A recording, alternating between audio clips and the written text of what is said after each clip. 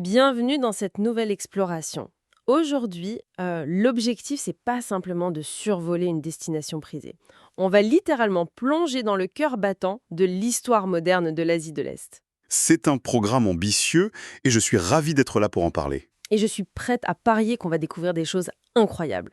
Le point de focalisation de notre analyse, c'est l'île de Nakanoshima. En plein centre d'Osaka. Exactement. Et pour ça, on s'appuie sur un document d'une richesse vraiment exceptionnelle, le rapport de recherche historique sur Nakanoshima à Osaka. Un texte d'une précision chirurgicale.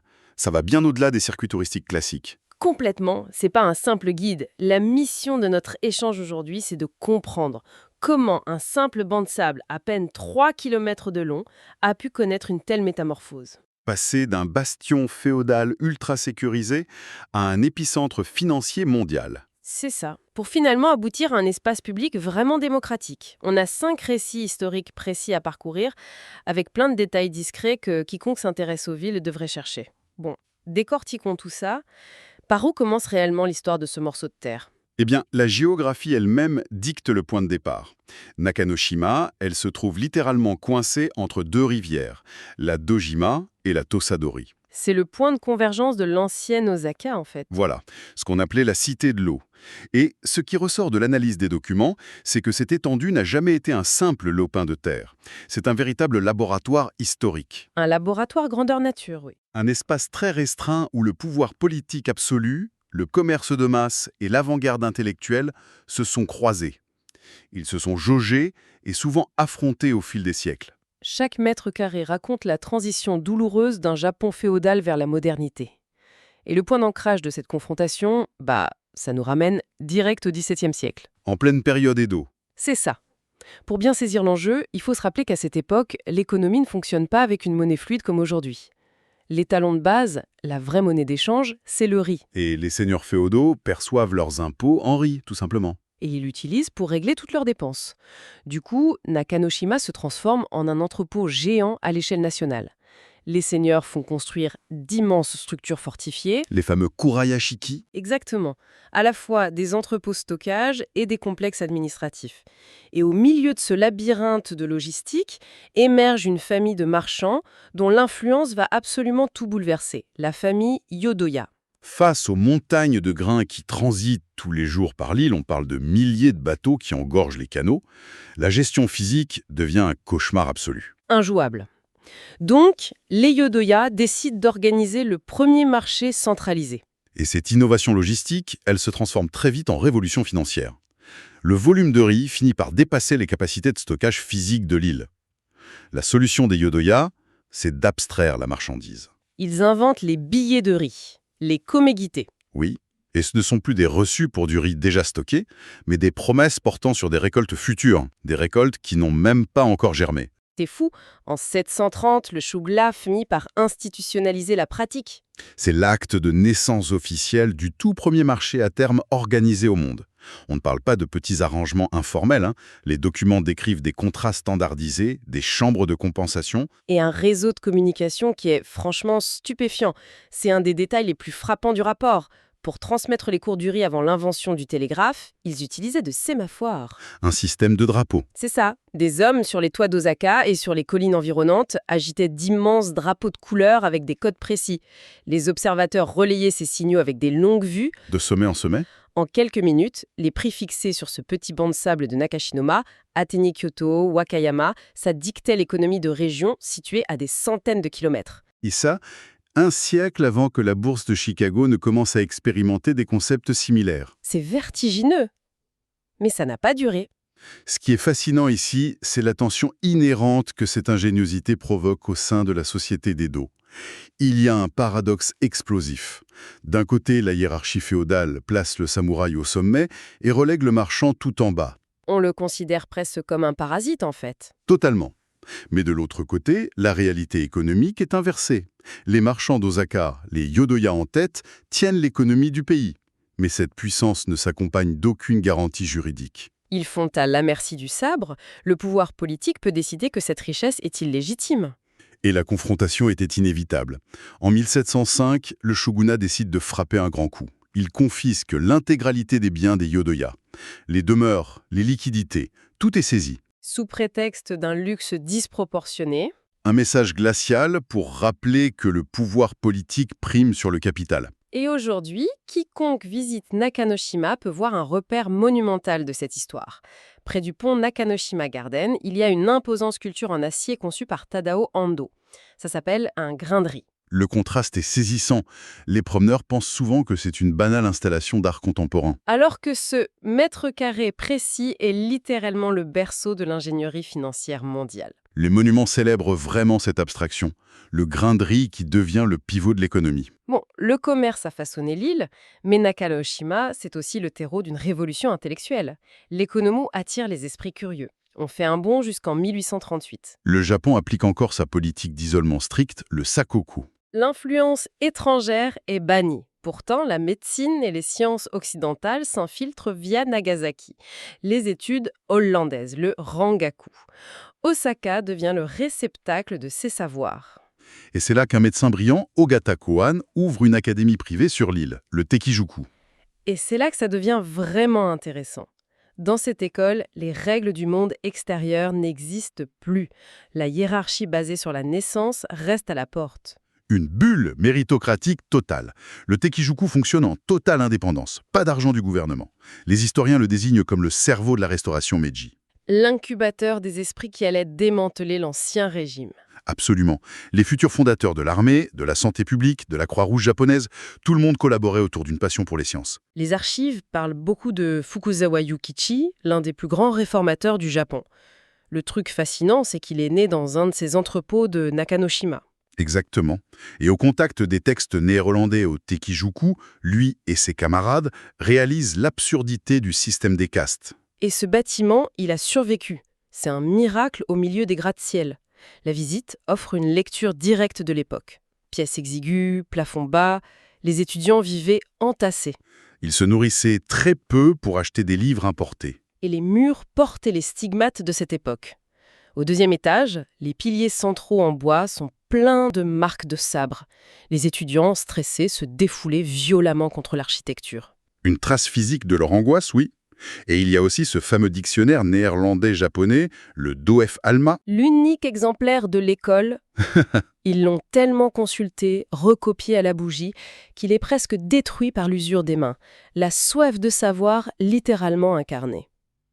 Si l'on relie cela à la situation dans son ensemble, cette prise de conscience s'accompagne d'un vrai changement de stratégie chez les marchands. On avance vers 1900. L'industrialisation est fulgurante. Osaka mute, elle devient un centre manufacturier. Et la famille Sumitomo entre en scène. Le 15e patriarche, Sumitomo Tomohito, étudie le mécénat en Occident. Il annonce un don personnel de 200 000 yens à la ville d'Osaka pour bâtir une immense bibliothèque publique. 200 000 yens à l'époque, c'est astronomique, ça peut financer des infrastructures entières. Le concept de Tomohito est clair, l'architecture et la personnalité du donateur. Et l'architecte Noguchi Magoichi est chargé de matérialiser ça. Mais le rapport révèle que derrière cette philanthropie, il y a une logique d'autodéfense redoutable. Ce que le rapport appelle l'esthétique de la gouvernance. Les marchands n'ont pas oublié le traumatisme des Yodoya.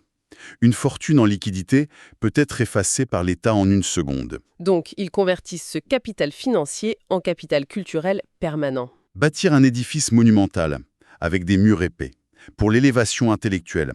C'est un sanctuaire. C'est politiquement beaucoup plus difficile pour un gouvernement de confisquer une bibliothèque chérie par le peuple. Un bouclier architectural en somme. Et ce pari a fonctionné. La bibliothèque de Nakanoshima est toujours là, en activité. Avec ce dôme en bronze massif, ses colonnes corinthiennes. L'intérieur est tout aussi frappant. Oh oui, ce grand escalier baroque en bois local. Et surtout, dans le hall, la plaque des 8 sages. Placer Socrate et Confucius au même niveau, c'est déclarer Osaka comme un carrefour universel des connaissances. Cette fusion entre ambition architecturale et dévouement culmine avec une autre histoire, la plus dramatique de l'île. Ah, on arrive au Manchester de l'Orient. L'industrie tourne à plein régime. On est au début du XXe siècle. Et là, on découvre Inosuke Iwamoto. Un courtier en bourse de génie, un homme qui avait déjà sauvé ses pairs de la banqueroute. Il part aux États-Unis en 1909 avec une délégation. Il voit les fondations de Carnegie. Ça provoque chez lui un choc idéologique. À son retour en 1911, inspiré, Il fait don d'1 million d'yens à la ville 1 million d'yens, c'est l'équivalent de milliards aujourd'hui. pour ériger une salle publique centrale inédite. Les travaux commencent, mais Mais la Première Guerre mondiale éclate. En 1915, les marchés boursiers s'effondrent, Iwamoto perd tout. Il est en faillite totale. le dilemme est écrasant. Les fonds colossaux de son don sont toujours sur des comptes de construction. Il aurait pu, moralement, demander à récupérer une partie pour sauver sa famille. Mais l'éthique des marchands d'Osaka l'en empêche. Reprendre un don fait à la collectivité, c'est le déshonneur absolu. Il refuse d'y toucher. La pression devient insoutenable.